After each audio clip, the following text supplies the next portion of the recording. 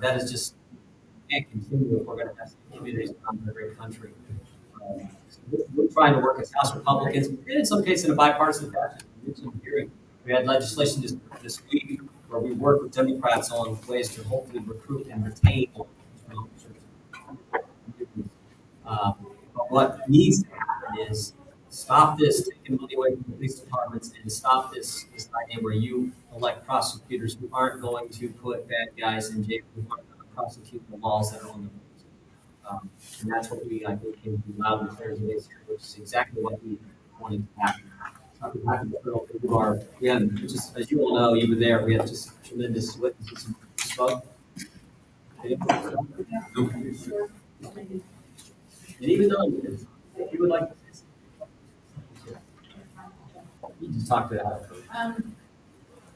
Days like this aren't easy, but I think it's really important to keep Jim's job, his story alive, and just to speak up for all these victims of violent crime in Philadelphia. This could be prevented.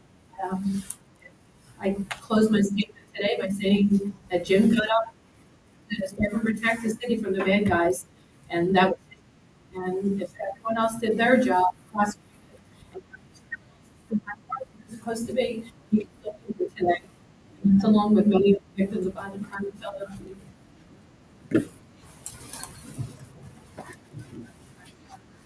I just wanted to thank all of them for having myself and here to speak on behalf of Krasner. To have to watch your husband and watch each video, like his body on the ground, and watch him get shot multiple times, not once but 6 times. While he's in is something that the rest of them. Our family and I should not have to present this to Larry Krasner in order to he knows right from wrong. And it's like Terry said, if he did his job, Christopher would be here too. My kids would have their life, and I would have my best friend. It's extremely painful, but I've said this before, and I will continue to say this again. We're not going away. We'll speak until I can't speak. Our parents are going to fight. We're going to fight until I'm no longer here, and we're going to teach the kids to fight for their fathers, for justice that he deserves. We're going to continue to stay strong. I don't know what to do if I did not have them. And I just want to thank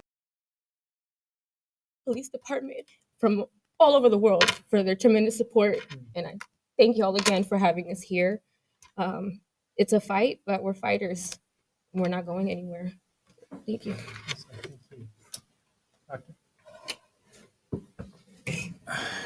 Never thought that we as a family would have to fight this fight. We're fighting for our son. We're fighting for our grandchildren. We're fighting for Marissa. We're fighting for the city of Philadelphia. We're fighting for its police officers, whether they be Temple University or police officers that work the street as Philadelphia, city of Philadelphia police officers. And we're on we have an ability now to say something that perhaps other officers can't say in this city. We've seen officers be unfairly targeted, but with that same vigor and zeal, we don't see the district attorney's office going after repeat offenders. And it is, quite frankly, laughable to think that he now has a renewed sense of urgency to prosecute people that he's responsible for letting out on the street.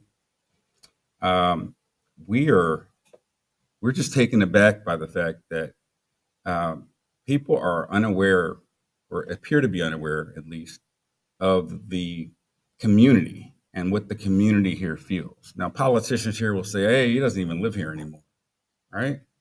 I'm born and raised in the city of Philadelphia, generations of Philadelphians, generations of police officers, families, friends. We lost 24 officers in the line of duty while I was here. 8 of them were friends of mine, personal friends. They came to our home, knew our son. This is personal. It's personal, but every barbershop and every beauty salon in this city knows the truth, right? And those are the places that we're not polling, that we're not asking people how they feel.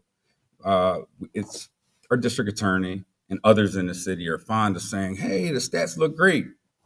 The stats haven't looked great for years, right? Yes, we understand that the pandemic has created a lot more crime in a short period of time. However, it wasn't acceptable before and it's not acceptable now. There's a lot of people that want to go out and do a fine job for this city. There's a lot of people shut in that I call latchkey neighbors who never come out of their homes, who feel the exact same way, but they're never asked the questions. They're never given this pulpit to be able to speak on and to talk about what they want in the city.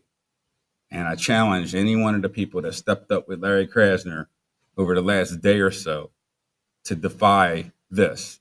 If you want to prove statistically that people in this city do not appreciate or approve of what's going on within the DA's office and are not happy with crime, then I can sit down with any one of the statistical people they want to put forth, work on that, work on joint problems and joint questions that get to the solution, and we can present them together.